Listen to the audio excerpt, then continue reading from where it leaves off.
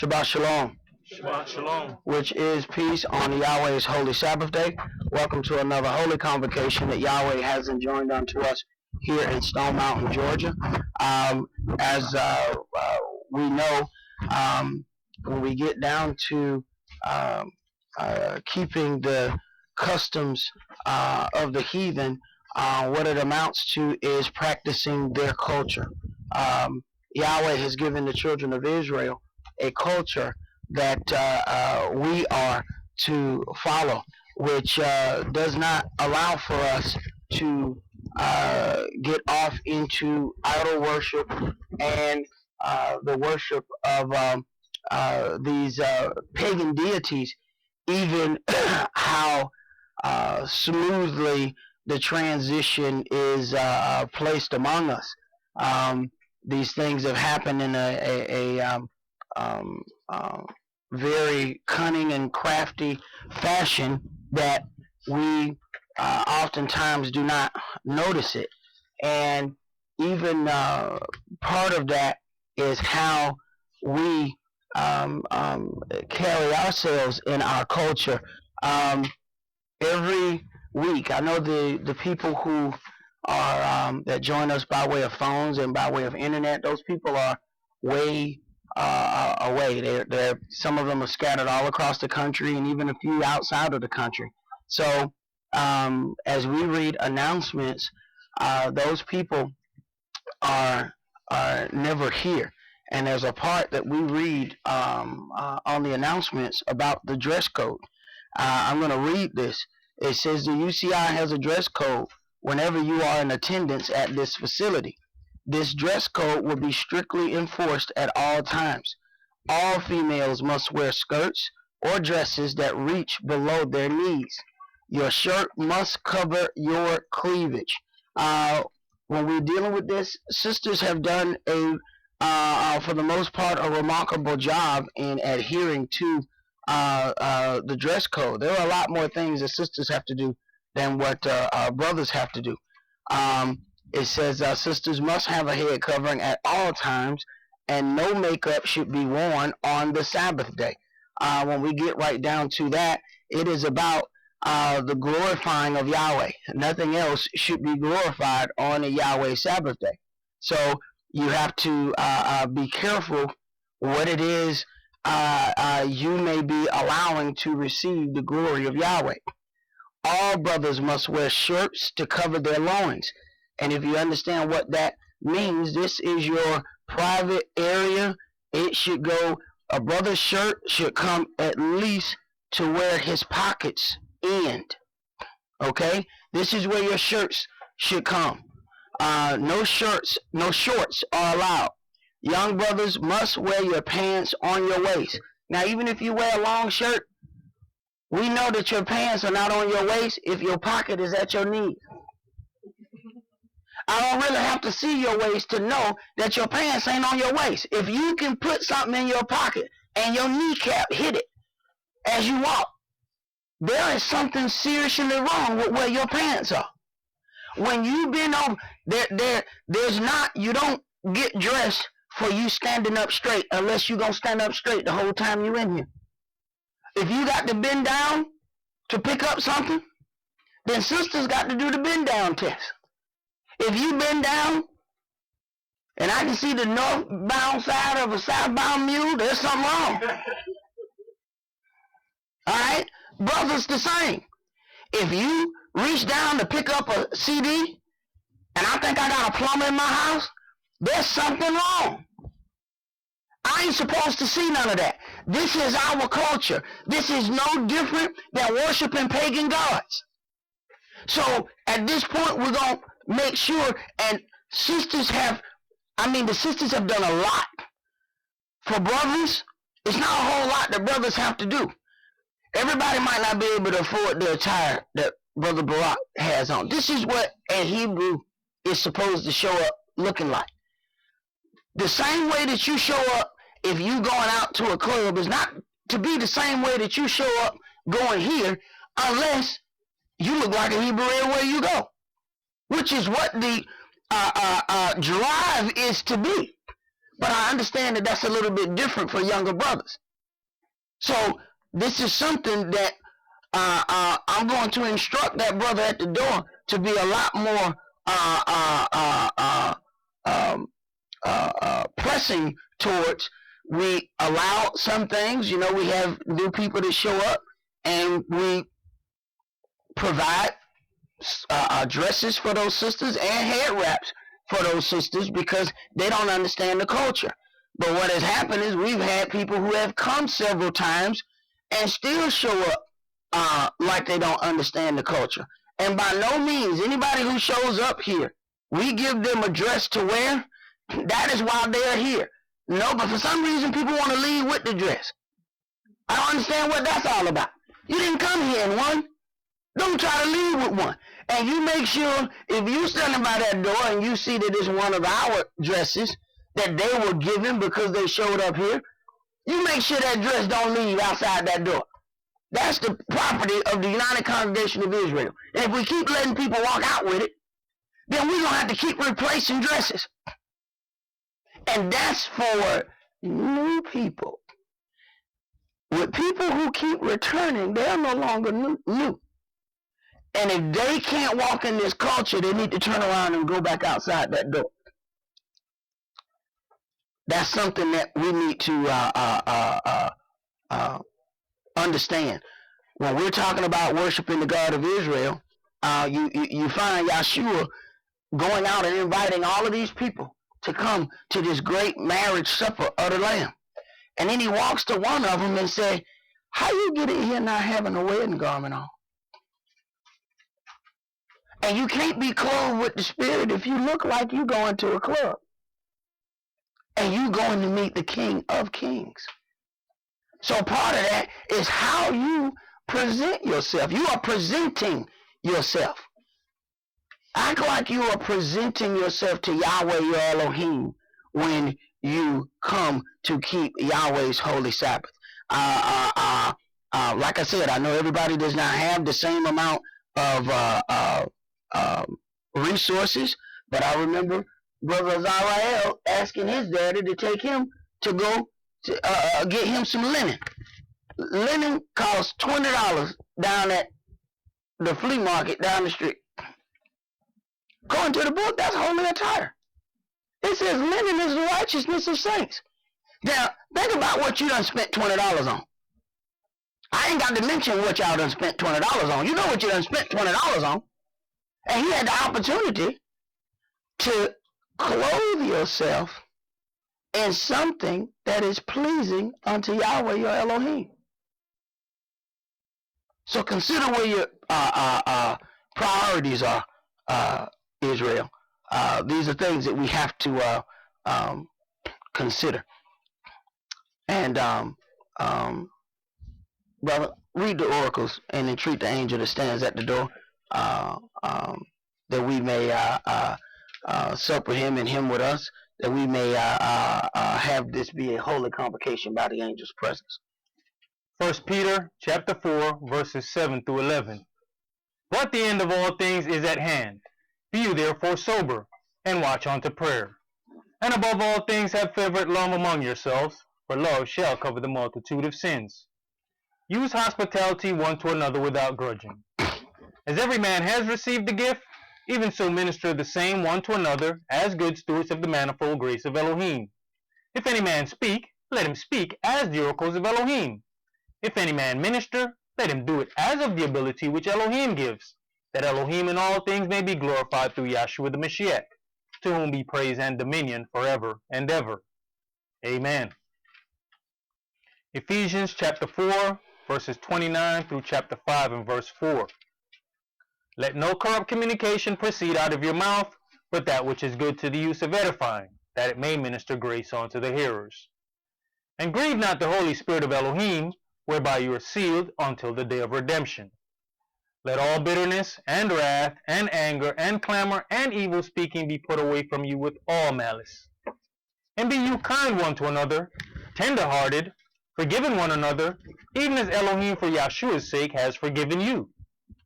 Be you therefore followers of Elohim, as dear children, and walk in love, as the Mashiach also have loved us, and has given himself for us an offering and sacrifice to Elohim for a sweet-smelling savor. But fornication, and all uncleanness, or covetousness, let it not be once named among you as becomes saints. Neither filthiness, nor foolish talking, nor jesting, which are not convenient, but rather giving of thanks. Ecclesiastes chapter 5, verses 1 and 2.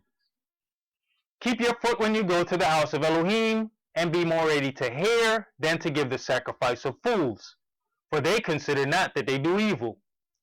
Be not rash with your mouth, and let not your heart be hasty to utter anything before Elohim. For Elohim is in heaven, and you upon earth, therefore let your words be few. Exodus chapter 23, verses 20 and 21.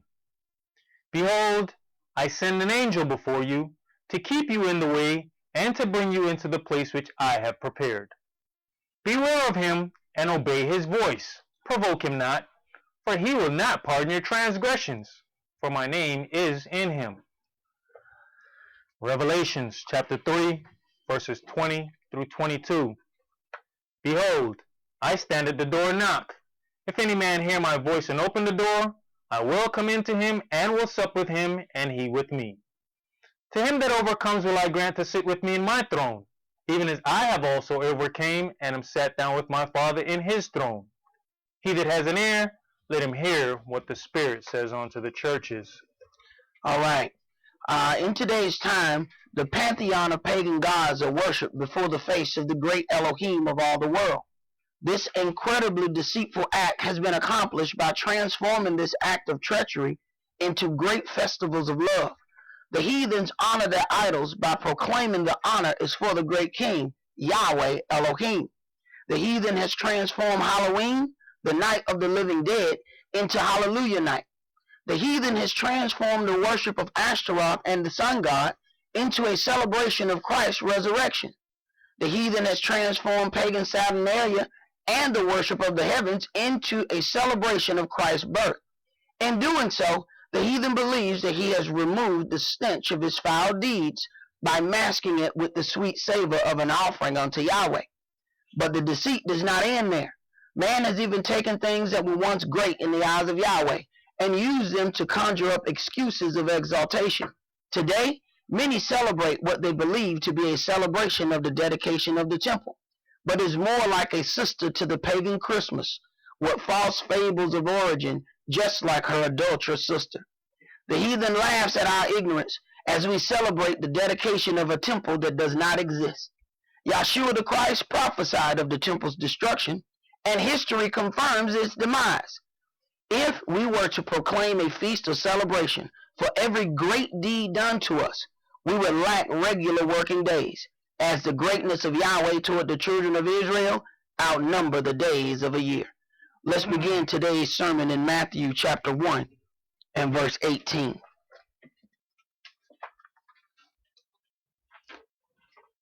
Matthew chapter 1 and verses 18 through 25. We went to take the kids to their karate class, and ended up, we walked into a Christmas party. And I'm trying to figure out now how karate class turned into a Christmas party. I should have known when I walked in and there was a big table full of food, and you know the one that's always there. The ham got to be there. Can't have Christmas without your ham. Because see, that's what they sacrifice to their gods. See, they sacrifice that pig. So, and it just kept going on and on. Before you know it, now we just got to get up and leave out of karate class. I done got all these kids dressed, now they got to turn around and get all dressed and go right back out the door. Because it just kept dragging on and on as one of the, this is how they push you into what it is that they do. No one asked anybody. They just do it. I mean, consider if somebody worshiped Buddha and they start pushing some of their Buddhism on them, they would get upset. Hey, what are you doing? Doing the same thing you do. Matthew chapter 1, and let's start that at verse 18. Now the birth of Yahshua the Mashiach was on this wise. When as his mother Mary was espoused to Joseph, before they came together, she was found with child of the Holy Ghost. Now you're going to have a whole lot of brothers that you're going to have problems with, those old covenant brothers.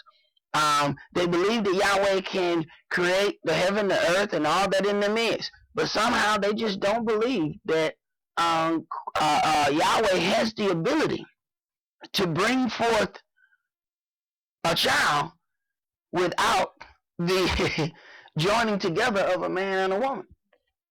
So they believe he has great power on the left, but then they limit all his power on the right.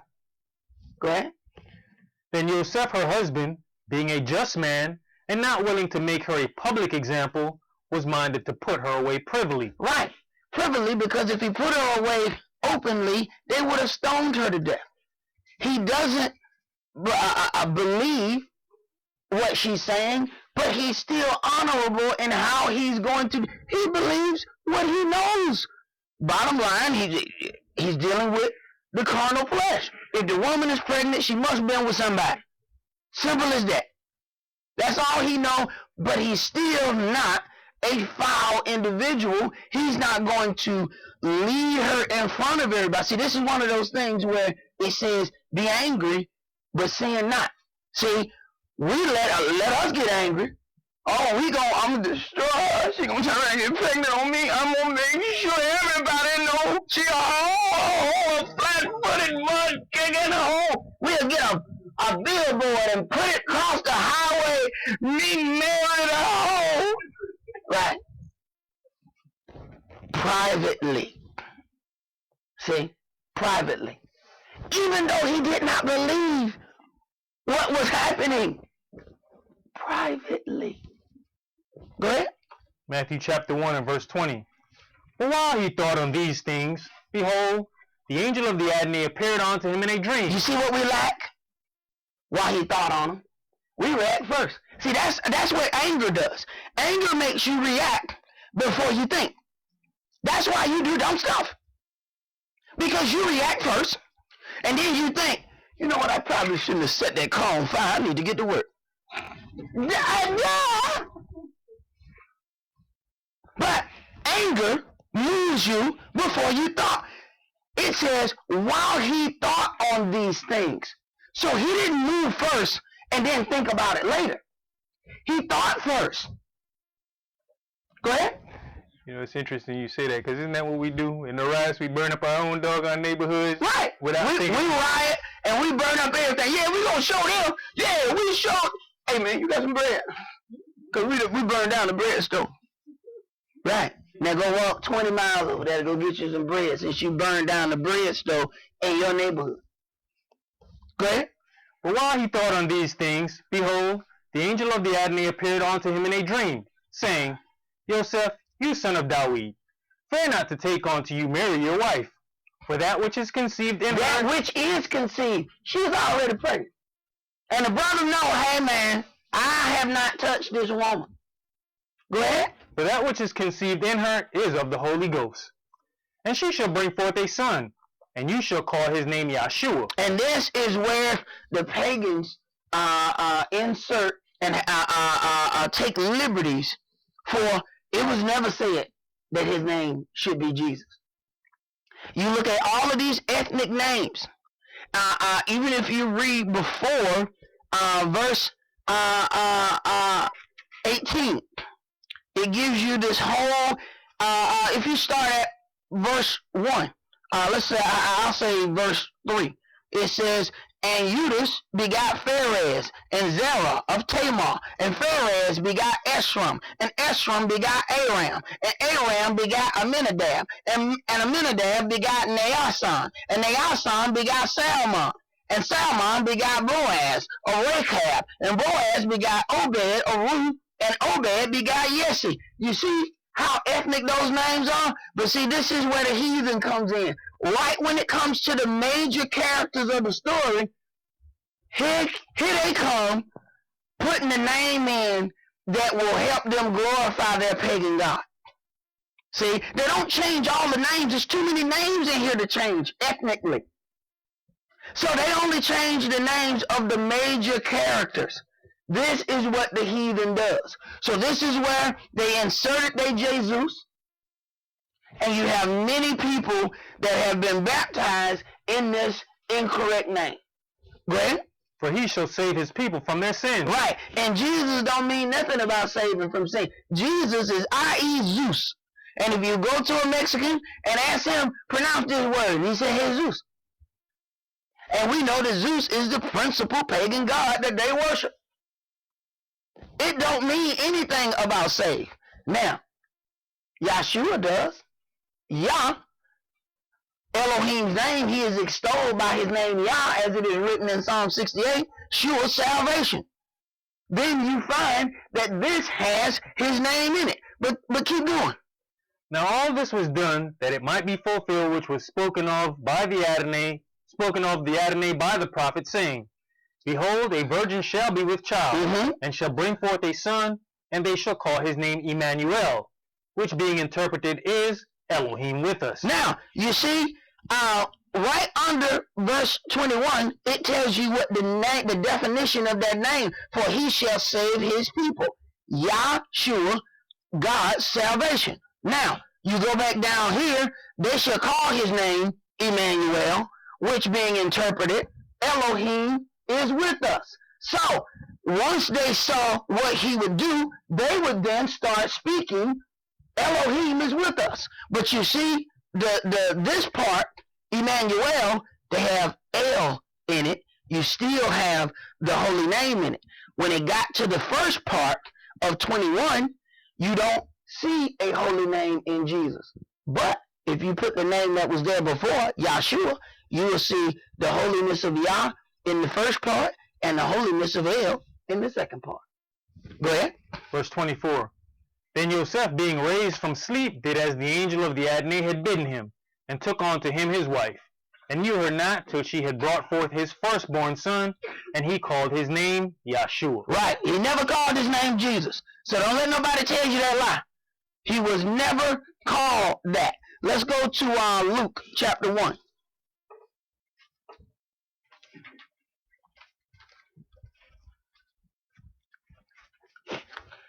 Luke chapter 1, and let's start this at verse 26. Because many people will be celebrating come next week what they believe to be Christ's birth. Yet, their pastors already know that that's not Christ's birth. They already know that. Some of them will say it and then still minimize what they're doing. They will announce to you that it's not Christ's birth. Some pastors have even told their congregation to stop putting up Christmas trees. But then the next year they turn around and they don't say anything else about it. So they can say, well, I said at that time, 8 years ago, not to put the tree up. They know those people still putting up that tree. Some churches got a Christmas tree in it right now. Luke chapter 1, and let's start that at verse 26. And in the 6th month the angel Gabriel was sent from Elohim unto a city of Galilee named Nazareth, to a virgin espoused to a man whose name was Joseph, of the house of David, and the virgin's name was Mary. Now, he was of the house of David. We know that it was supposed to be out of the house of David. So whether or not it was David's seed or his seed being of the house of David, he had not been physically with the woman. Otherwise, he would not have even thought about putting her away privately. Go ahead. And the angel came in unto her and said, Hail, you that are highly favored, the Adonai is with you. Blessed art you among women. And when she saw him, she was troubled at his saying. Right. See, blessed are you among women because Yahweh has called you to do a great deed. This is the part that we miss about being a servant. You are a servant. You don't get to choose the capacity in which you serve. Yeah, it was blessed are you among women. Yeah, because you now have the possibility of getting stoned to death and called the flat-footed whore. Blessed are you among women. Wait a minute. How is this blessed? You trying to give me a child, and I'm controlled to yourself over here. Now, he don't think, how is that a blessing? Do what you told. See, we want to pick how Yahweh calls us. That ain't gonna work. Wait a minute. So I'm blessed that I get to be called names, and people don't tell me. What? Blessed are you among women. You get to do something that no other woman has done or will get to do. Go ahead. And cast in her mind what manner of salutation this should be. And the angel said unto her, Fear not, Mary. Because you know she was afraid. Go ahead. And the angel said unto her, Fear not, Mary, for you have found favor with Elohim. And behold, you shall conceive in your womb, and bring forth a son, and shall call his name Yahshua. He shall be great, and shall be called the Son of the Highest.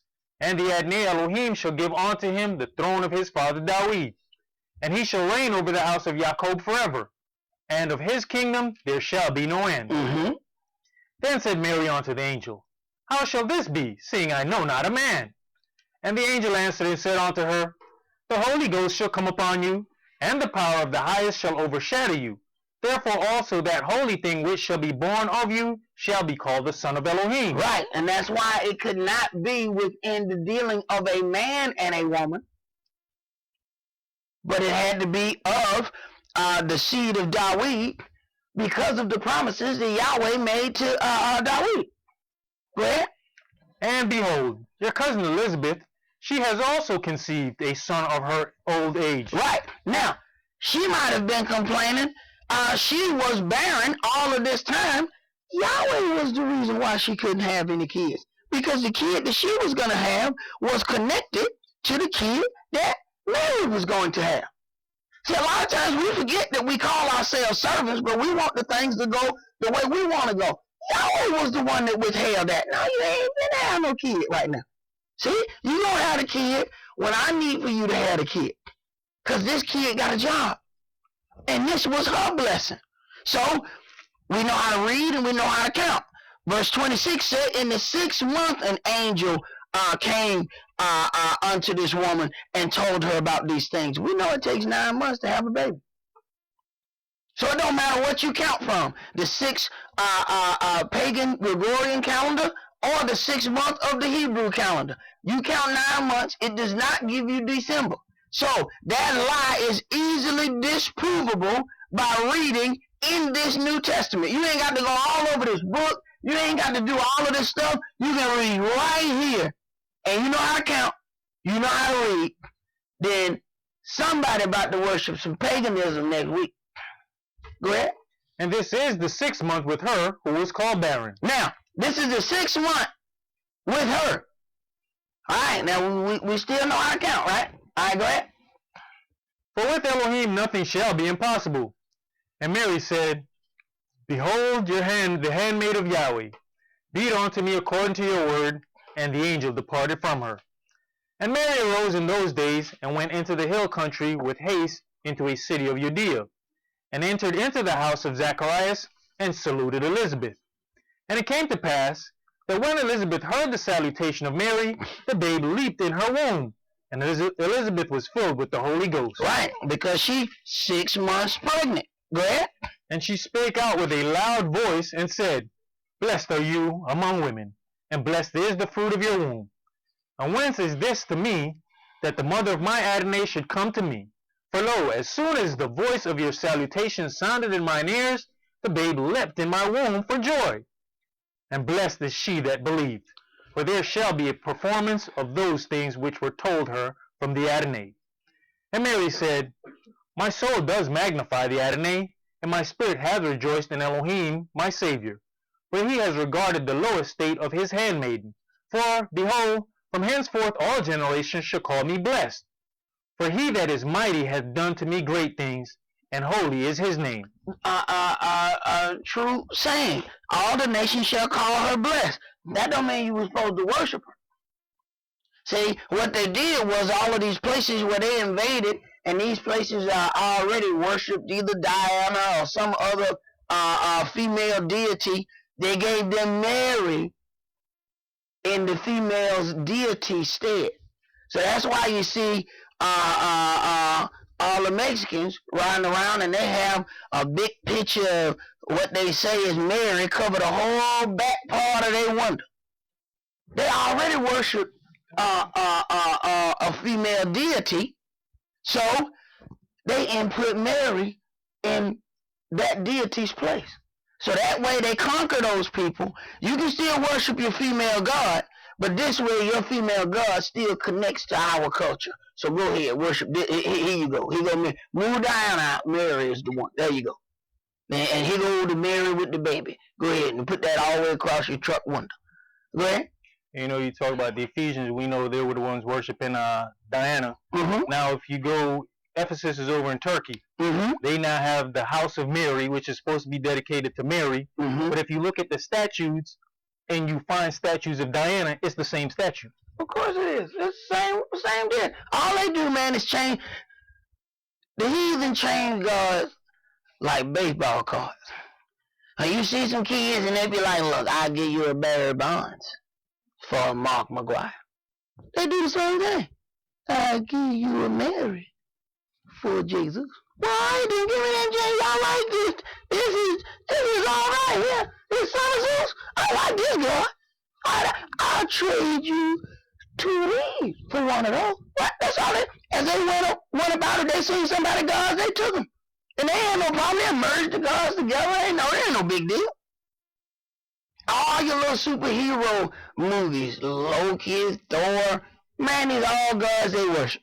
They worship all of that stuff, and they turn around and put all those things into their little comic books and all of those things. These are the things there that they grew up worshiping. And now they make $1 billion telling their story. Go ahead. Another important figure where they changed their name to Miriam. Good point. And I know people couldn't hear that. There was another thing of where they changed the name from Miriam to Mary. Like we said once again, the major characters. See, they have a real tendency for the major characters to kind of fit a certain name pattern. So it's easier to take that culture from being the ethnicity of these people and turning them into these people. You had something, bro? Oh, okay. Go ahead. Luke chapter 1 and verse 50. And his mercy is on them that fear him from generation to generation. He has showed strength with his arm. He hath scattered the proud in the imagination of their hearts. He hath put down the mighty from their seats, and exalted them of low degree. He hath filled the hungry with good things, and the rich he hath sent empty away. He has holpen his servant Israel in remembrance of his mercy. As he spake to our fathers, to Abraham, to his seed forever. Then Mary abode with her about 3 months and returned to her own house. Okay, now, if she was 6 months pregnant when she got there, then she abode with her 3 months, where's she at? She at the 9th month then, right? Okay, we still in our account. All right, read. Now Elizabeth's full time came to... Say it ain't so. Wait a minute now. Wait a minute. So she came with the 6. She stayed 3 months. It's 9 months. How long take you have, baby? 9 months. 9 months. Very next line said now Elizabeth's full time came. Right. So somebody won't try to tell you, that Johanna the Baptist was a preemie. Yahshua was a preemie. He is in an incubator. He ain't because they'll tell any kind of lie to make that December 25th lie. But see, it was the 6th month, and see, she didn't carry him but 6 months. See, because he was a preemie. That's why he was in a manger. You know what I'm saying? Because it was a preemie manger. You see. Right. But that lie just keep growing, man. The lie got a lie, and then the lie got a lie for the lie. That's the one thing about lying. You can't stop. Okay? Now Elizabeth's full time came that she should be delivered, and she brought forth a son. All right, let's jump to chapter 2 and start at verse 1. Luke chapter 2 and verse 1. And it came to pass in those days that there went out a decree from Caesar Augustus that all the world should be taxed. All right, first thing we got to make sure that we cover in Luke 1 verse 26, that this gives you the count and the breakdown of the birth of Christ. This verifies that Christ could not have been born in December. Understand, okay? We can count. We know from the 6th month, it takes 9 months. It doesn't matter which calendar system you use. It would not equal December 25th. So then we find that there's some issues here with this so-called December 25th birthday story. Go ahead. And this taxing was first made when Cyrenius was governor over Syria. And all went to be taxed, everyone into his own city. And Joseph also went up from Galilee, out of the city of Nazareth, into Judea, unto the city of David, which is called Bethlehem, because he was of the house and lineage of David, to be taxed with Mary his espoused wife, being great with child. Right, being that he was the head of the house, it had to go where his family was. Go ahead. And so it was, that while they were there, the days were accomplished that she should be delivered.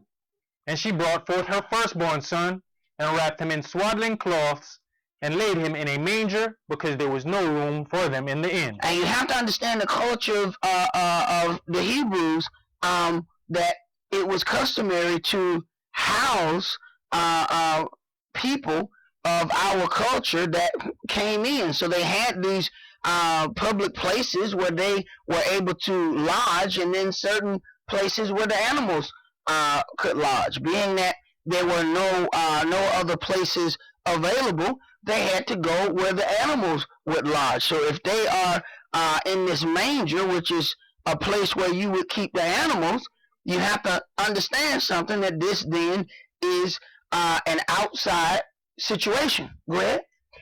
And there were in the same country shepherds abiding in the field, keeping watch over their flock by night. Right. The shepherds would not be out in the field in the freezing cold of December 25th. Go ahead. And lo, the angel of the Adonai came upon them, and the glory of the Adonai shone round about them, and they were sore afraid. And the angel said unto them, Fear not, for behold, I bring you good tidings of great joy, which shall be to all people. For unto you is born this day in the city of David a Savior, which is the Mashiach, the Adonai. And this shall be a sign unto you. You shall find the babe wrapped in swaddling cloth, lying in a manger. And suddenly there was with the angel a multitude of the heavenly hosts, praising Elohim, and saying, Glory to Elohim in the highest, and on the earth peace, goodwill toward men. And it came to pass, as the angels were gone away from them into heaven, the shepherds said one to another, Let us now go even unto Bethlehem, and see this thing which is come to pass, which the Adonai hath made known unto us. And they came with haste, and found Mary and Joseph and the babe lying in a manger. And when they had seen it, they made known abroad the saying which was told them concerning this child. And all they that heard it wondered all at those things which were told them by the shepherds. But Mary kept all these things, and pondered them in her heart. And the shepherds returned, glorifying and praising Elohim for all things that they had heard and seen, as it was told unto them. And when the 8th days were accomplished for the circumcising of the child, his name was called Yahshua, which was so named of the angel before he was conceived in the womb. And when the days of the purification according to the law of Moshe were accomplished, they brought him to Jerusalem to present him to the Adonai. As it is written in the law of the Adonai, every male that openeth the womb shall be called holy to the Adonai. Right. All right. Let's go to, so we can clearly see that the way of this birth did not give us December 25th. So let's go to Jeremiah chapter 10. So then we have to figure out that then there's something else going on here.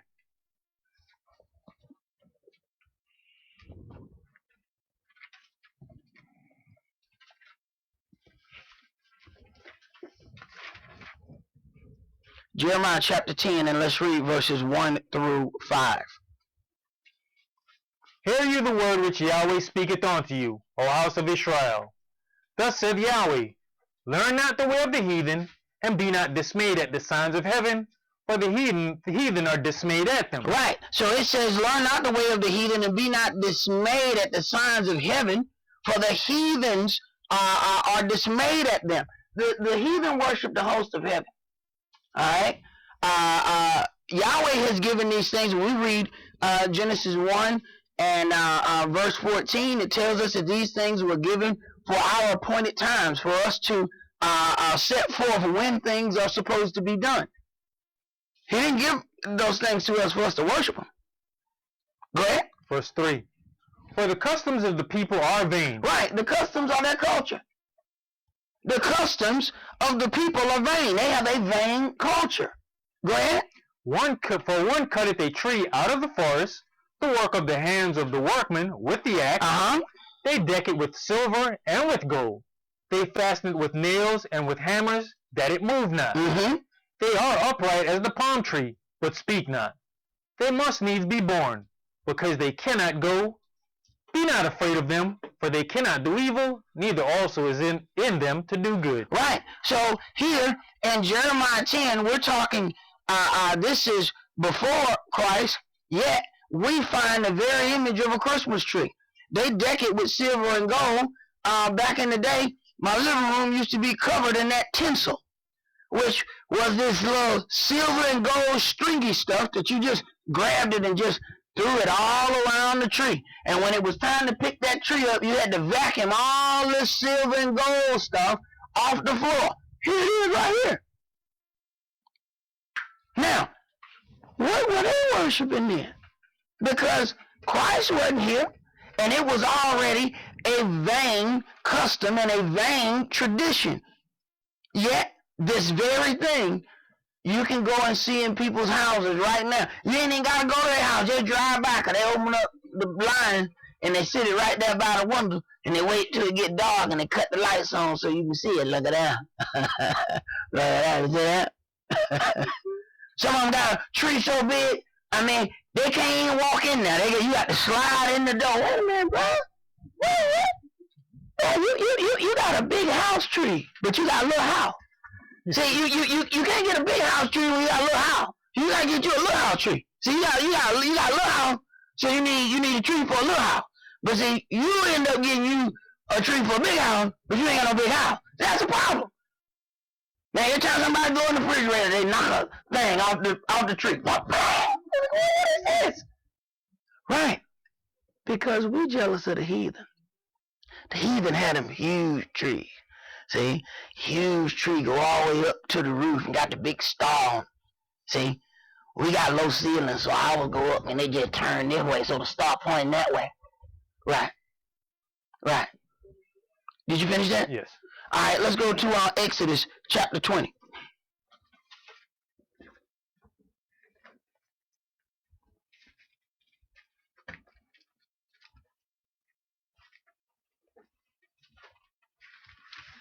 Exodus chapter 20, and let's read verses 1 through 6.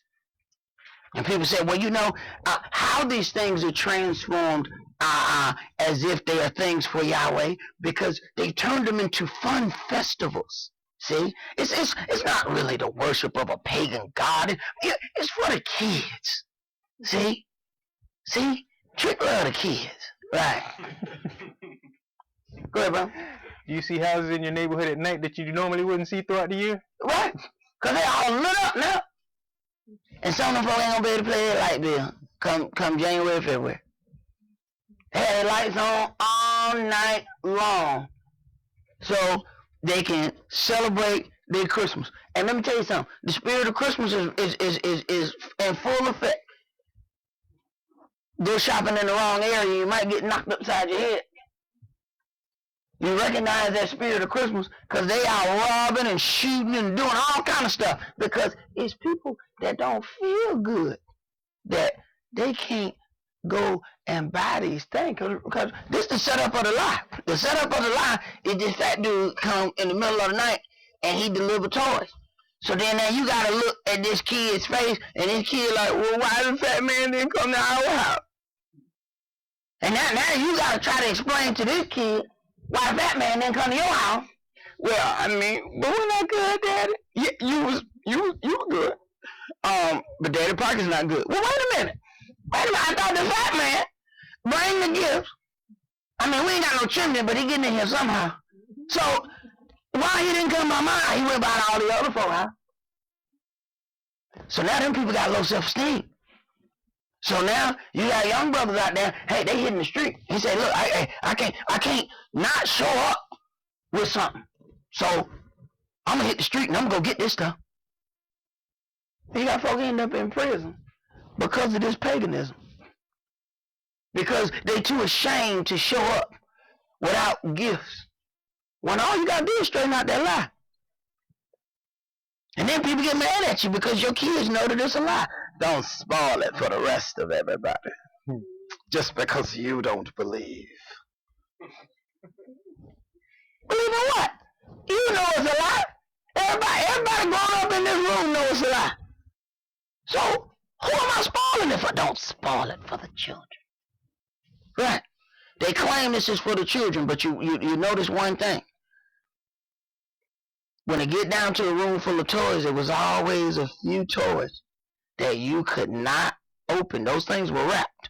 You could not open those until your mom and daddy got up. Now, those toys were always placed under the tree.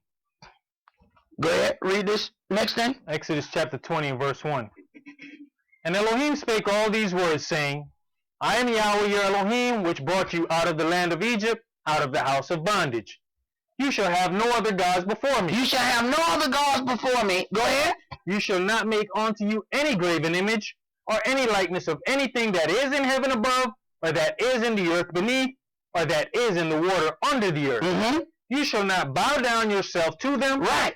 You shall not bow down yourself to them. Understand, there were certain gifts that you could not get. You had to wait until your mom and daddy got up. Those were under the tree. You got to bow down to go get those. So then you have to ask yourself, now back up to Jeremiah 10, they were already decorating this tree. They were already doing these things. So you had to go and bow down to that tree to get those gifts from under the tree. And mom and daddy had to watch you do it. Because that was part of their joy, watching you do those things. Go ahead. Nor serve them. For I, Yahweh your Elohim, am a jealous Elohim, visiting the iniquity of the fathers upon the children unto the third and fourth generation of them that hate me. Right. I, Yahweh, am a jealous Elohim. And these are things that we don't consider. That the worship of these pagan gods causes a jealous rage inside of Yahweh. For Israel was created for his purpose. And now Israel has gone to serve other gods. This is likened unto spiritual adultery. Let's go to Exodus chapter 34. Because see, a lot of times we'll go and partake in the festivals of the heathen.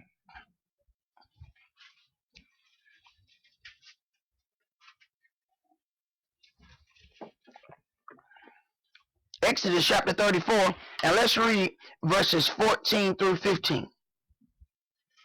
For you shall worship no other God, for Yahweh, whose name is jealous, is a jealous Elohim. He is a jealous Elohim. And what somehow, because these things have been transformed into these love festivals, people don't see this as a provocation of jealousy. Go ahead. Lest you make a covenant with the inhabitants of the land, and they go a whoring after their gods, and do sacrifice unto their gods, and one call you, and you eat of his sacrifice. Right, so they invite you to the Christmas dinner. And you say, well, I don't really, saying I don't celebrate Christmas, but that turkey looks delicious.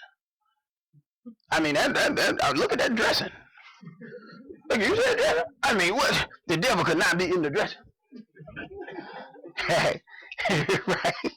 Right. So now you don't want, that sacrifice was for his pagan god.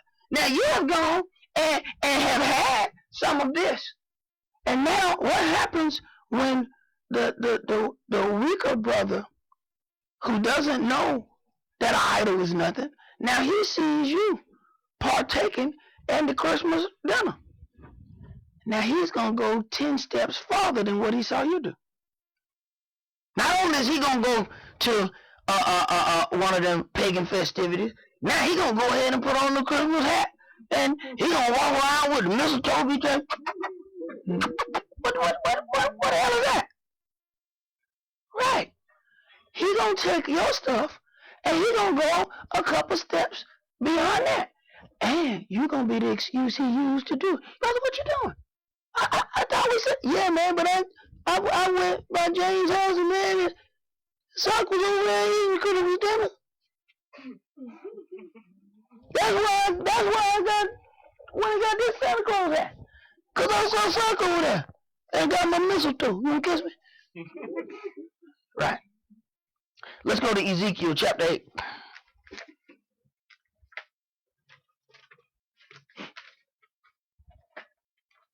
Somehow we can understand this in a natural setting, but we cannot understand it in a spiritual setting. People understand what makes their physical mate jealous. How is it you can't understand that with YHWH Elohim? How does that all of a sudden become some matter of confusion?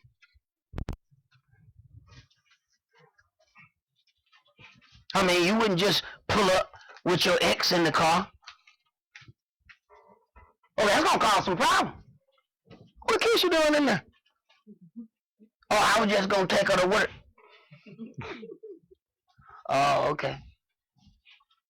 You might get an oh, okay right now, but believe there's going to be hell when you get to the house. You believe that? And that's if you got a mild-mannered sister. Because you might have hell right now, you and Keisha. What? It's an image of jealousy. Why would you do that? So why would you worship another Elohim right before the face of Yahweh, your Elohim? Do you not understand that that's the image of jealousy? But see, they have tricked us into believing, oh, it's a festival of love, so it don't look like a great transgression. Damn seriously. Ezekiel chapter 8, let's start that at verse 1. And it came to pass in the 6th year, in the 6th month, in the 5th day of the month, as I sat in mine house, and the elders of Yehudah sat before me, that the hand of the Adonai Elohim fell there upon me. Then I beheld, and lo, a likeness as the appearance of fire, from the appearance of his loins even downward, fire, and from his loins even upward, as the appearance of brightness, as the color of amber. And he put forth the form of an hand, and took me by a lock of mine head, and the Spirit lifted me up between the earth and the heaven, and brought me in the visions of Elohim to Jerusalem, to the door of the inner gate that looketh toward the north, where was the great seat of the image of jealousy, which provoketh to jealousy. And behold, the glory of Elohim, of the Elohim of Israel was there, according to the vision that I saw in the plain. Then he said unto me, Son of man, lift up your eyes now the way toward the north. So I lifted up mine eyes the way toward the north, and behold, northward at the gate of the altar, this image of jealousy in the entry. He said furthermore unto me, Son of man, seeth you what they do, even the great abominations that the house of Israel committeth here, that I should go far off from my sanctuary? But turn you yet again, and you shall see greater abominations. Right. If this is not enough, that I should already turn away from my sanctuary, you're going to see even greater abominations than these. Go ahead. And he brought me to the door of the court. And when I looked, behold, a hole in the wall. Then said he unto me, Son of man, dig now in the wall. And when I had digged in the wall, behold, a door. And he said unto me, Go in, and behold the wicked abominations that they do here. So I went in and saw, and behold, every form of creeping things, an abominable beast, and all the idols of the house of Israel portrayed upon the wall round about. Right. Now, when you go into, it used to be more prevalent in the Christian churches. Some of it has backed off, but it's heavily still, because basically, if you're a Christian, you're a Catholic. Catholic churches didn't take down none of that stuff. I mean, they got idols everywhere in the Catholic Church. They have the idols on the outside of the building. I mean, they got the little man already on the cross before you even pull into the parking lot. They got all kind of stuff. Then they had them stained glass windows that's got absolutely nothing but idols all inside the glass, all over the place. This is a no-no. But once we get desensitized to something, we allow more and more things to go on as if there's no issue with this idol worship. Some have set themselves up to be the idol that's worshipped. I've seen churches where they have this. It's this new thing, especially among the Sunday churches, to have this thing where the pastor and the first lady, you know, they got billboards and pictures. The pastor and the first lady. First lady of what? What the hell is that? I went to one church, and I said, I knew when I went in there, I said, something ain't right. You see all this behind me? This brother had a 30-foot picture of himself. So I'm looking at him in front of him. I said, they don't say anything. I said, back then, I was a Christian. I ain't know no better. I said, look here now, I'm stupid, but I ain't that stupid. I said, that right there, that, why am I looking? Where the hell do you get a 50-foot picture of yourself, first of all? Who made that? And that picture sat up there for a good little while, so it can set forth, worship me. And that's exactly the attitude that people have. Bishop this. Right. It ain't nothing about, well, Yahweh says, and Yahshua said, no. It's about what Bishop said. Right. Then you find out that big 50-foot picture did his job then. Right. It's a reason why you ain't supposed to have that idol worship all on the walls.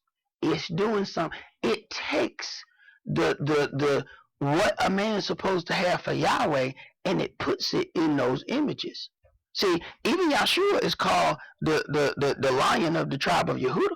So you have to be careful you don't go too far with the lion. I remember at one point, my elder had to stop a brother. He was lion tribe this, lion the other, like, calm down with the lion, bro. Well, we know that's Yahshua is the lion of the tribe of Yehuda, but you got the lions all over the place. Calm down, man. You about to go image hungry, bro. Calm down. So you have to be careful with that stuff. Go ahead. Ezekiel chapter 8 and verse 11. And there stood before them 70 men of the ancients of the house of Israel, and in the midst of them stood Yazaniah the son of Shaphan, with every man his censer in his hand, and a thick cloud of incense went up. Then said he unto me, Son of man, have you seen what the ancients of the house of Israel do in the dark, every man in the chamber of his imagery? For they say, Yahweh seeth us not, Yahweh hath forsaken the earth. He said also unto me, Turn you yet again, and you shall see greater abominations that they do. Then he brought me to the door of the gate of Yahweh's house, which was toward the north. And behold, there sat women weeping for Tammuz. Right. So this is one of those things. This is how you show your love and weeping for Tammuz. This same thing is set up in the Christian church. It's all a big display of emotion. So you have to go and you know, you showing or giving your big emotional display or crying is that thing that's there every Sunday morning. I used to go there myself and enter into them crying contests. One time I cried so much, a dude was like, man, what have you done? You know? Right. We gonna outdo the pagans, you know, so you ain't gonna outcry me, Alright. Read, bro. Ezekiel chapter 8 and verse 15. Hey, man, when I'm good, I'm good. And when I'm bad, I'm bad. Right. Hey, I was in paganism, I went all in, I ain't have to do paganism. That's why I can't have to do the service of Yahweh. God didn't have to do paganism. They say, hey, man, time to cry. I went all the way into my paganism. So I'm going to go all the way into serving Yahweh, my Elohim. And if I do anything less, Yahweh don't know it. Hey, boy, then you go all the way So how you gonna have to do it when you come to me? Yahweh, hey, you took your last girlfriend to Walt Disney World. Your new girlfriend gonna help out. When you were married to Keisha, you took her to Disney. We're gonna go to Disney. You better believe that. Disney will bust up in here. Right. There's gonna be some problems until you get to Disney. You better believe that. Right. You say Yahweh different? Right. Yahweh know what you did for your old girlfriend. Yeah. He know how you spent all that money for your little Easter suit. Yeah. Yeah, you want to come up in here with a t-shirt on, you bend over, and we think a plumber in front of us. But you went about the Easter suit when you were with your old girlfriend. I'm talking about dress from head to toe. Even had your little basket with some eggs in it. Look at how you went out with your old girlfriend. Then you gonna come in and half do that and think that Yahweh's supposed to accept that. What? Go ahead, bro. Verse 15. Then said he unto me, Have you seen this, O son of man? Turn you yet again, and you shall see greater abominations than these. And he brought me into the inner court of Yahweh's house. And behold, at the door of the temple of Yahweh, between the porch and the altar, were about 25 men, with their backs toward the temple of Yahweh, and their faces toward the east. And they worship the sun toward the east. Right. So they're going to turn away from the temple to turn toward the sun. See, we turn toward the east because it's toward the temple. That's why I tell people it's more like a trick question. Will everybody pray toward the east? No. They're praying toward the temple. Don't get that twisted. We turn toward the east because it's toward the temple. Toward, not the temple, toward the holy city of Israel, where our Yahshua shall return. That's why we're turning toward that direction. But somebody else may be situated somewhere else.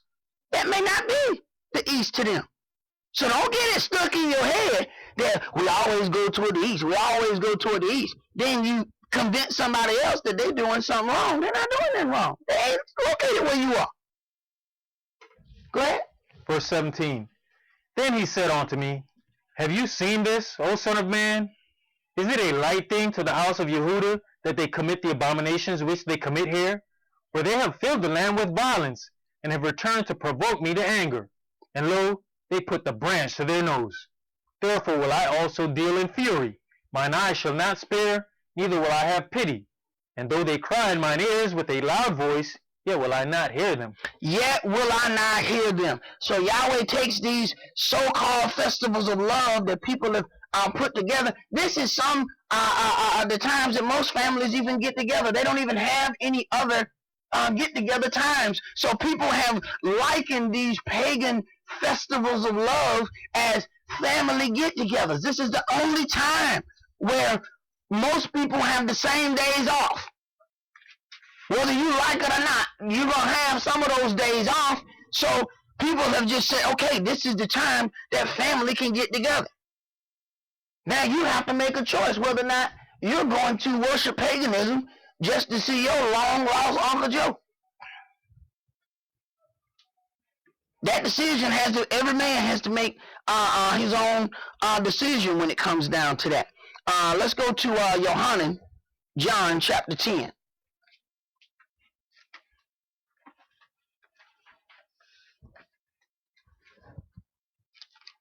Now, when we get and deal with the next thing of this so-called Hanukkah, which people say is the festival of lights.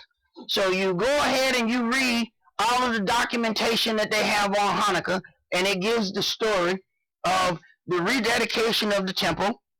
And they went into the temple, and they only found 1 day worth of oil. And they miraculously lit this light. And even with 1 day worth of oil, it burned for 8 days. So now they have the 8-day festival of lights. That's what the Hanukkah is. Now, they reference a story in that And we're going to go read the story. But you have a lot of Hebrew Israelites that are saying, you know, they'll tell you on the internet, happy Hanukkah, happy keeping of the dedication of the temple. You have been seriously tricked. See, the adversary already goes, the imposters have taken possession of your land and are having you magnify them by dealing with something that is closer to them than it is to you. So that you then still have to look up to them and dealing with this so-called dedication, rededication of the temple. So it's a game being played on us. Let's read John chapter 10 and verse 22. And it was at Jerusalem, the feast of the dedication, and it was winter. And this is part of the post you're going to see on Facebook. See, Yahshua went to the feast of dedication. He was at the feast. He was all about the keeping of the temple. Yes, he was. Okay, let's go to 2 Maccabees chapter 10.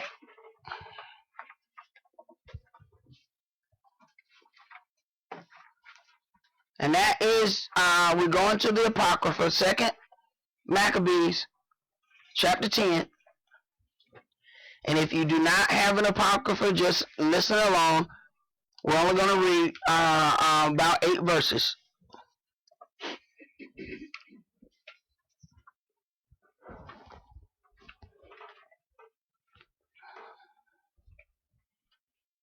Second Maccabees, chapter 10. And verses 1 through 8.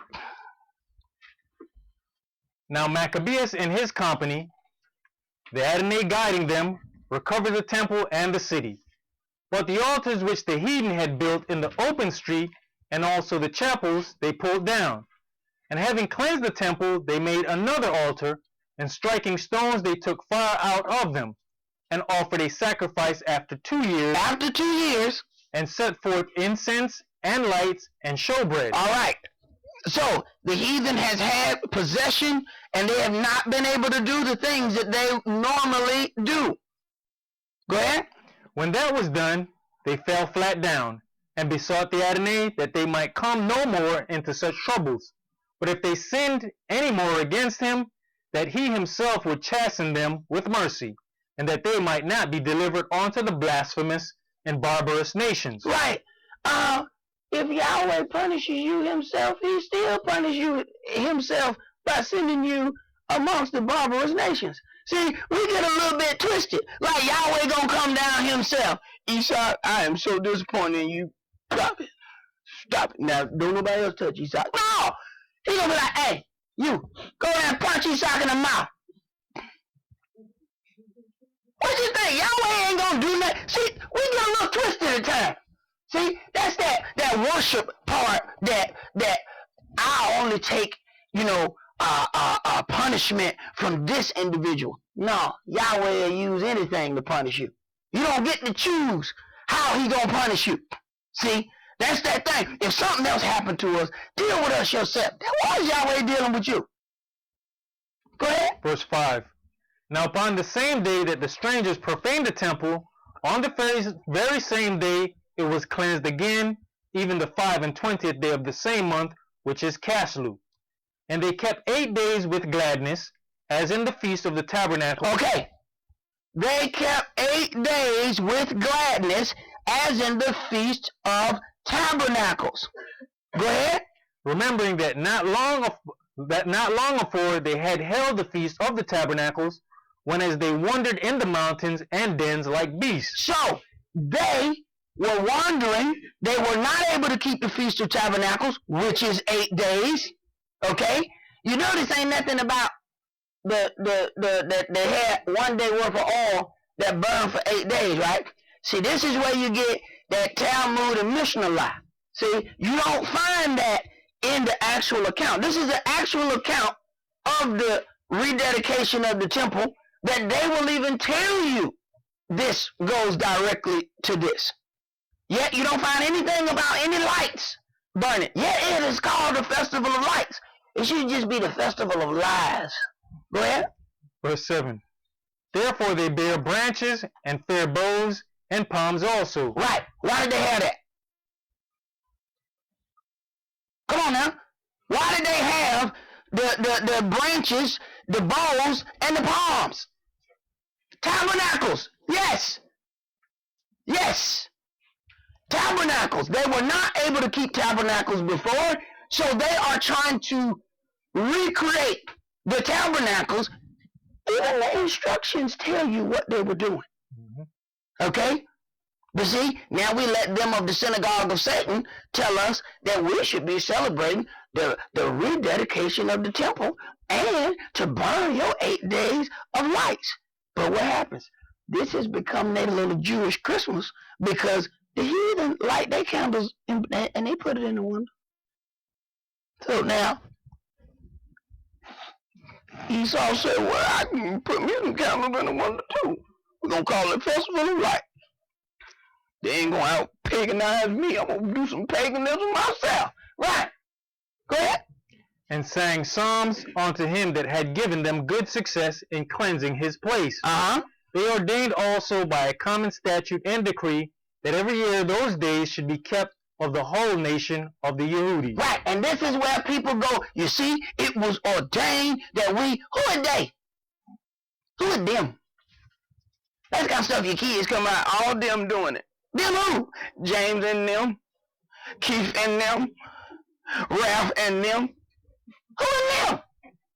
Who are them and them? They ordained by a statute. Yahweh didn't ordain by a statute. The days that Yahweh ordained are in Leviticus 23. Yahweh didn't ordain this. Because why would Yahweh ordain something that wouldn't be possible, knowing what was going to happen because of the disobedience of the children of Israel? Let's go to Matthew chapter 24.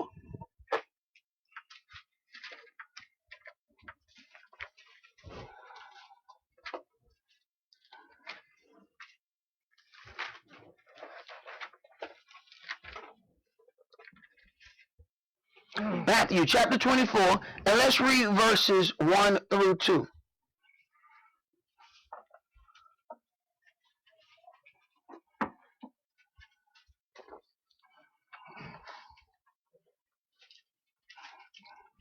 Matthew chapter 24 and verse 1. And Yahshua went out and departed from the temple, and his disciples came to him for to show him the buildings of the temple. And Yahshua said unto them, Now this is Yahshua. Go ahead. See you not all these things? Verily I say unto you, there shall not be left here one stone upon another that shall not be thrown down. Right. So, what temple are you celebrating? There ain't one. We're going to celebrate the rededicate. Hey, you rededicating what? Some rocks? Ain't no. He already prophesied what was going to happen. In the short space of 40 years, all of this was accomplished when Titus came in 70 AD, and it is written in the Wars of the Jews by Josephus that he tore Jerusalem down to the bedrock. So what's the problem? How are we celebrating the rededication of a temple that was knocked down?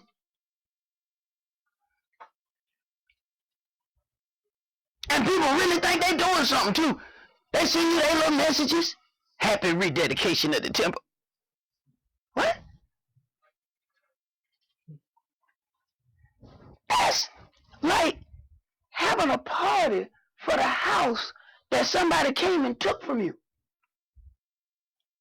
That ain't your house no more. They came and bulldozed the house, man, and knocked the house down.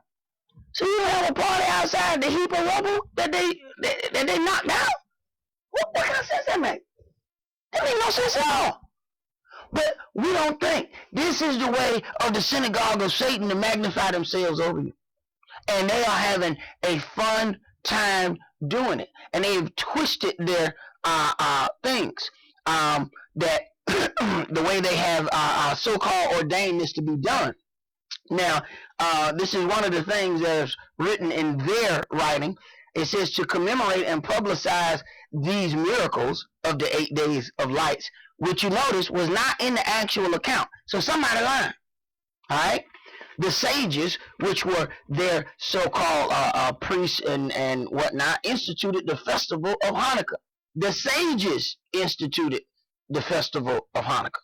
Now, it then says, at the heart of the festival is the nightly menorah lighting, a single flame on the first night, 2 on the second night, and so on till the 8th night of Hanukkah, when all 8 lights are kindled. Now, we understand why it's 8. We just read. They were not able to keep the Feast of Tabernacles. They were trying to keep that last feast again, so they mimicked that feast. This is why they had the palms. This is why they had the bowls. This is why they had the things of the trees. They were not just doing that. It tells you. So now Esau's a champion member. This is Hollywood, man. These are the people who run Hollywood. So that y'all understand now, this is a Hollywood production and y'all don't know it. See, Hollywood has movies and then they have plays. See, this is a play. Right? The play is more live. The movie is, edited. See, y'all watching a play and y'all don't know it. They making y'all play out this lie. So you read the actual account, don't say nothing about this so-called miracle of a candle. Text 1 in the Talmud Shabbat says, "Blessed are you, Lord our God, King of the universe." This is when you know you're in paganism. And you start talking about, remember now, Oprah says she worship what? The God of the universe. Right. Paganism. Worship the God of the universe. What's her name? God.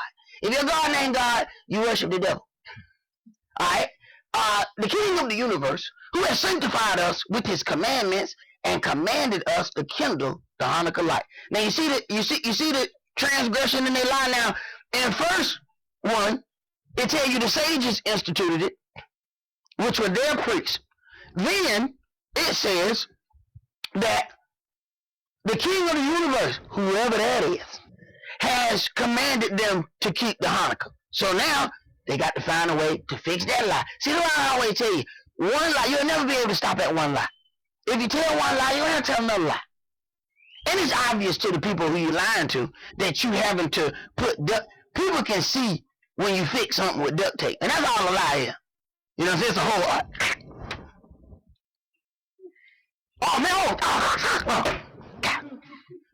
Right, you keep putting duct tape and they just look at that, all that duct tape right there. Right, that's all them holes that was in your story that you had to keep putting that duct tape on or that lie gonna seep out. Right, people know that and they can tell when they talking to you. It's like, oh, okay, right.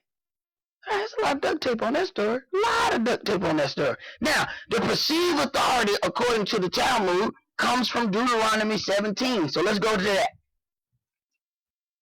Deuteronomy 17, and let's start that at verse 8. Because now they got to fix this lie. See? One thing said that it was instituted, this is their various oral law. See, this is their way of transgressing Yahweh's law by making an oral law that was instituted by the priests who said something different than what Yahweh said. So now they got to pull out their holy duct tape and they got to fix the hole in this story. So let's see how they fix the hole in this story with the holy Jewish Hanukkah duct tape. Alright, Deuteronomy 17, and let's start that at verse 8. If there arise a matter too hard for you in judgment, between blood and blood, between plea and plea, and between stroke and stroke, being matters of controversy within your gates, then shall you arise, and get you up into the place which the YHWH Elohim shall choose. And you shall come unto the priests, the Levites, and unto the judge that shall be in those days, and inquire, and they shall show you the sentence of judgment. And you shall do according to the sentence which they of that place which Yahweh shall choose shall show you. Mm-hmm. And you shall observe to do according to all that they inform you. According to the sentence of the law which they shall teach, and according to the judgment which they shall tell you, you shall do. You shall not decline from the sentence which they shall show you, to the right hand nor to the left. Right. Now, this is the lie that they use. They say their term is, you shall not divert. So they said because the word says you shall not divert from what the priests tell you, and then the priest, their priest, said that you need to keep Hanukkah, then now you must keep Hanukkah because the man said it, and then Yahweh said you shall not divert from what the man said. First of all, this is taken completely out of context. This is talking about a situation between individuals, and then you go and seek the priest. The priest tells you what the writing of the law is, and then you shall not divert from the sentence of the law which they tell you. They ain't got nothing to do with this. Go ahead. Verse 12. And the man that will do so, and the man that will do presumptuously, and will not hearken unto the priest that standeth to minister there before Yahweh Elohim, or unto the judge, even that man shall die, and you shall put away the evil from Israel. Okay. Next line, go ahead and finish that. And all the people shall hear, and fear, and do no more presumptuously. Okay, so now they realize that they have another place that they need to put some holy duct tape. So they say, okay, well we gotta fix this hole. So now the Talmud says one thing. So now the Mishnah, which is oral law, just some more people talking, you know, and they want to tell you that it's some great things. It's just like, you know, we got, you know, the Book of Kish, the Book of Sot, Book of Eliel, you know, Barak got a book, you know, and you know we just got a book of stuff, you know, just book of stuff that we done see, you know. So now people have then taken that and it has been magnified over what Yahweh has. So now they're going to fix this lie in the Mishnah. So the Mishnah Torah Laws of Blessings 11:3 says, it follows therefore that we mean to say, blessed are you. Now you can read the top of this and tell that they fixing a lie. Listen. I want you to listen to the top. It follows therefore that we mean to say. What the hell you mean to say? I meant to say, look, the same way all lies start out. Keisha, what had happened was, wait a minute. If it started out, what had happened was, this might be interesting right here. What had happened was, see, okay, right. It follows, therefore, that we mean to say, blessed are you who has sanctified us with his commandments and commanded us to listen to those who commanded us to kindle the Hanukkah light. Boy, I tell you, this is one, say, here come that holy duct tape again. Now they got to pack it up. It is covering lie after lie. 1 minute, they claim Yahweh commanded them to keep the Hanukkah. Then they said the priest commanded them to keep the Hanukkah. Then they said, blessed are you who commanded the priest who commanded us to keep the Hanukkah. Right. It's some real, these people should definitely go into politics. Because these are some political setups right here. This like that Burger King commercial where the dude was talking about, he gonna give chicken nuggets for 99 cents. The guy was like, he never answers at all. Right. This is that game. This is that political thing. And this makes no sense. But when you're given a question in the political arena, you don't really have to answer it. You just have to talk. So what they do is just talk in circles. Listen, they don't answer the question. What do you say about global warming? Well, the world is hot.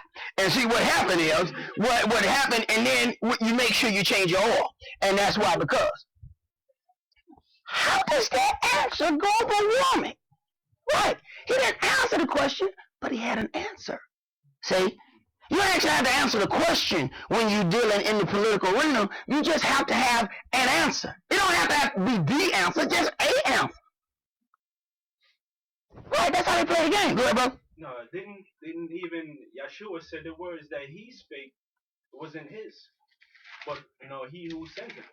Of course, Yahshua said, and I know those that may not have heard that, Yahshua said that the words that he speak, they are his Father's words. They are not his. But the pagan worship does not allow them to do that. That's why you never hear anybody thinking Yahweh. You never hear anybody thinking the Father. You always hear them thanking the Son, because that's the way the paganism goes. They have to give the glory to Jesus. They cannot give the glory to anybody else. That's why I keep my prayers to myself. I mean, when people go into and they have situations and then they worship the adversary, the devil, man, I'll help you physically. I'll help you do anything. But we can't cross that line of me praying to my Elohim for, any help that you might need in that arena, because I know what's going to happen. I know that as soon as you get recovered, the first thing you're going to say is, thank you, Jesus. My Elohim ain't going to get the glory. So I'm not going to put my Elohim in that predicament. See, there's a certain amount of things that you do when you have love for something. You don't put the person or the people you love, or even the Elohim you love, in certain situations. So no matter how much I care about the person who has their particular issue, there's a certain line that I'm not going to cross because of my love for my Elohim. Deuteronomy chapter 4, and let's read verses 1 through 2.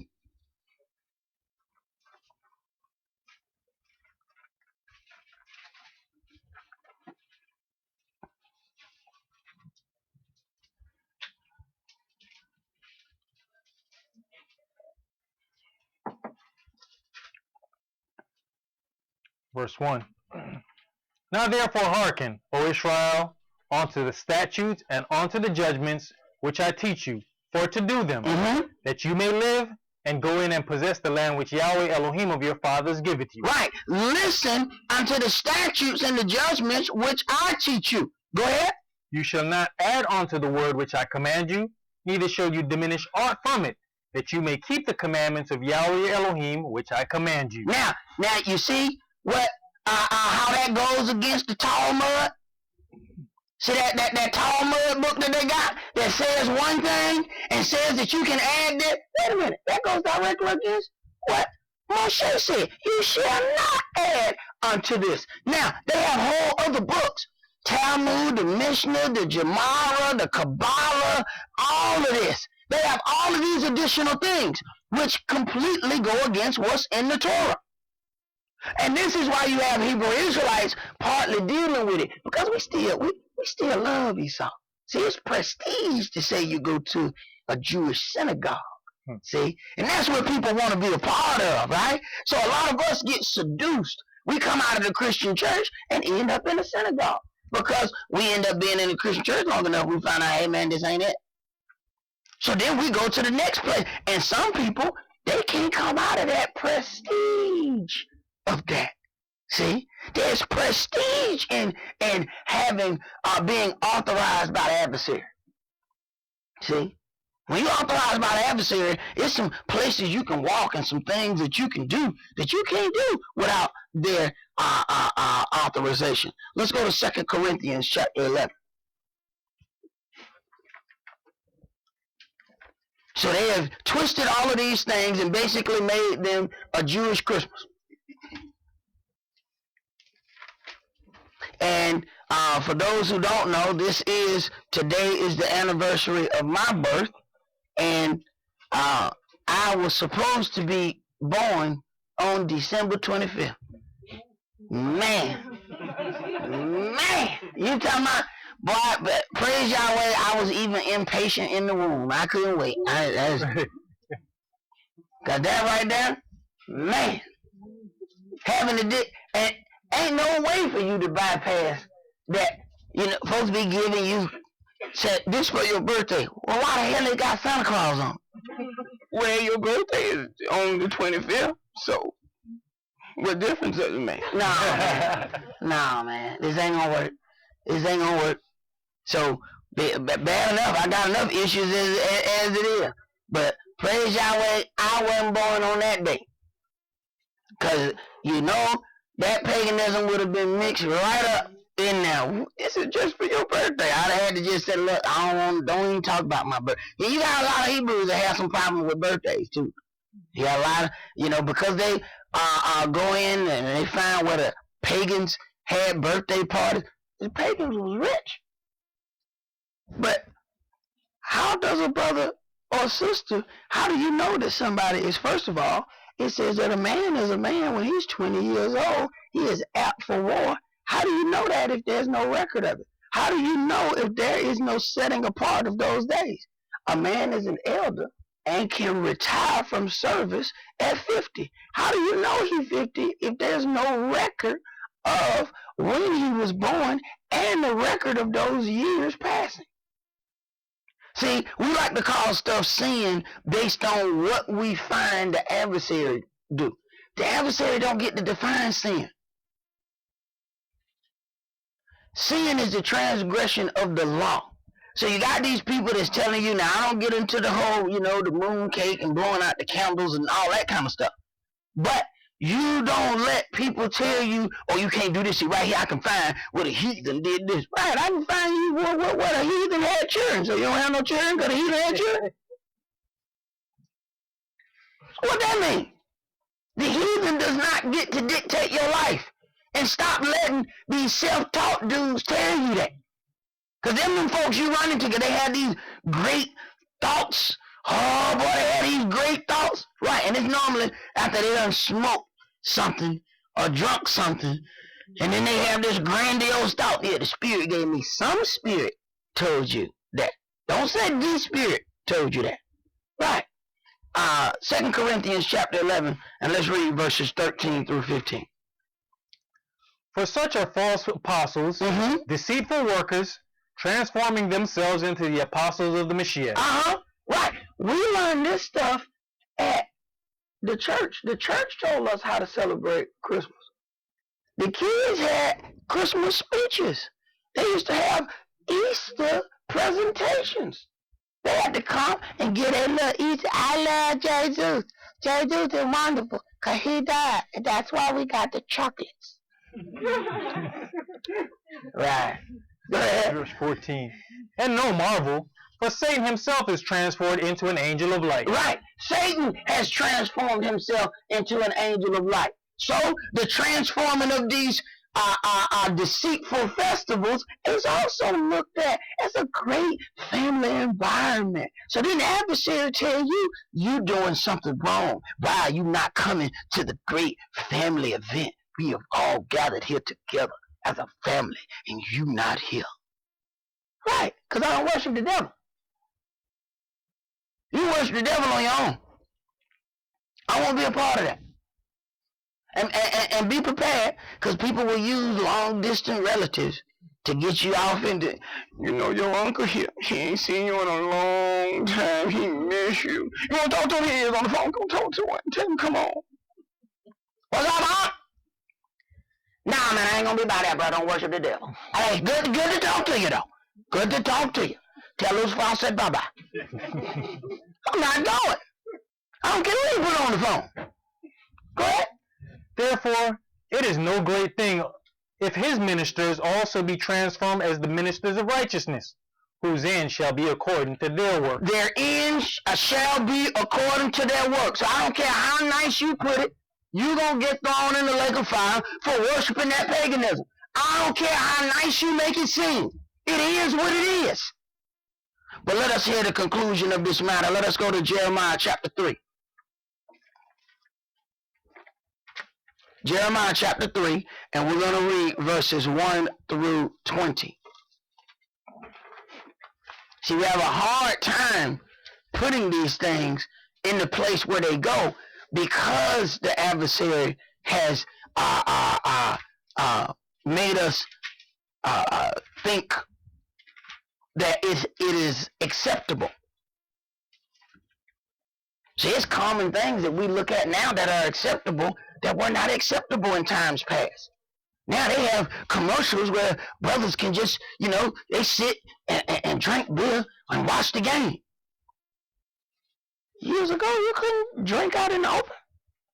You trying to go to jail, they was drinking high behind trees. What you got in that cup? Now, they trying to do that. That wasn't acceptable. But as time goes on, there are certain things that were not acceptable before, and they keep introducing it to you via this television, via movies. People don't really understand. Folks got paid to smoke cigarettes in movies. It was folks that had cigarettes in their mouth during the movie so it would look cool to smoke. And so many people think they smoke because that's what I like to do. Now, you smoke because that's what they told you cool is. Matter of fact, they had cigarettes for us and called them cools. They weren't marketed to nobody but us. So they had movies where brothers just cut. This brother got a whole lung fall out. Oh. Then he got to turn around and do it again. Take two.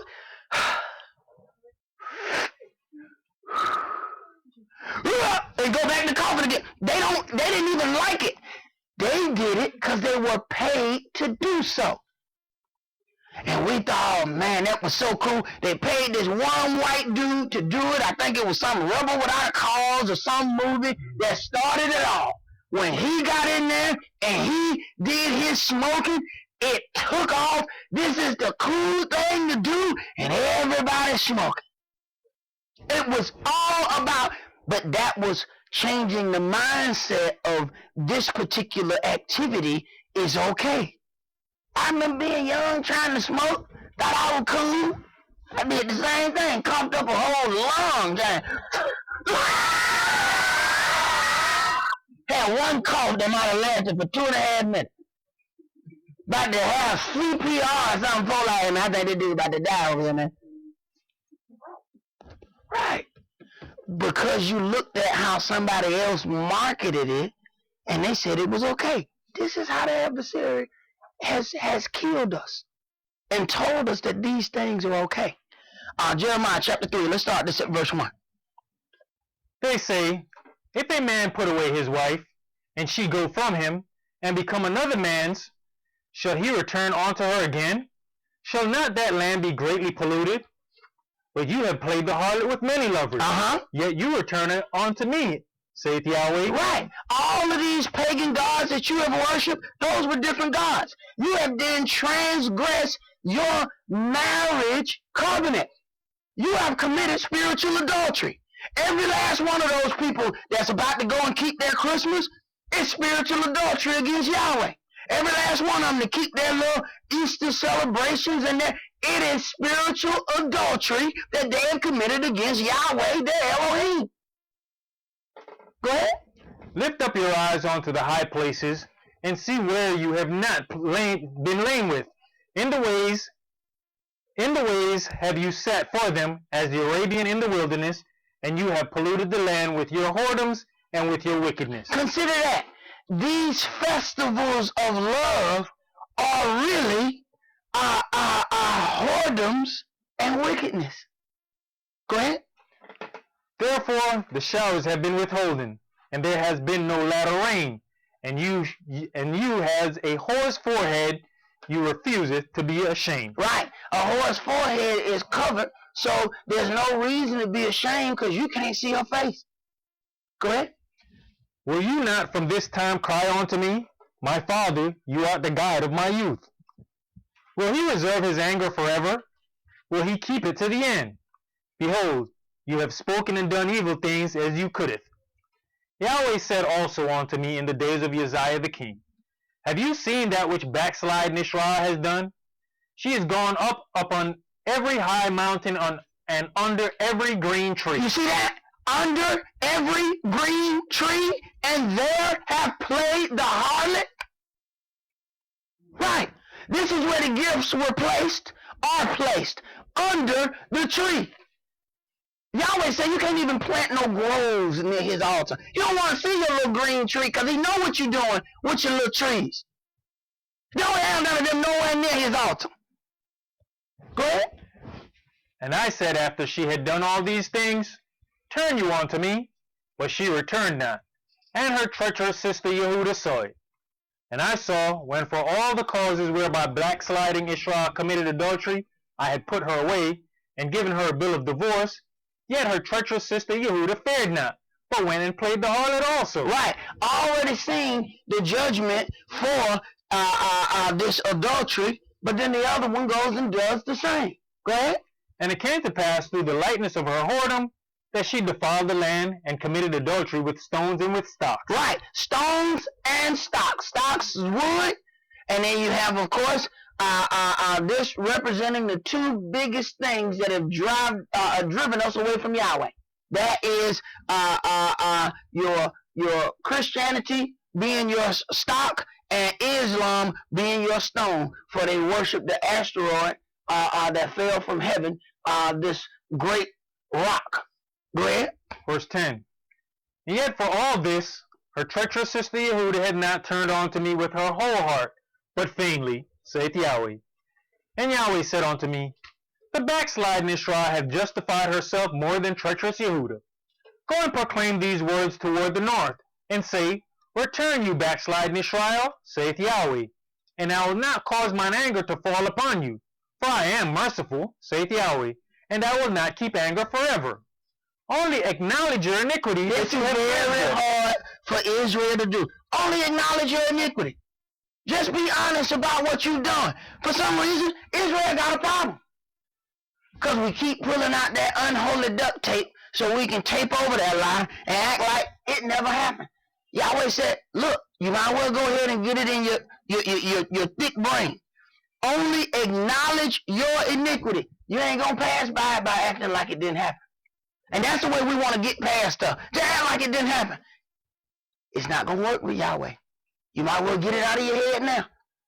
Go ahead. Jeremiah chapter 3 and verse 13.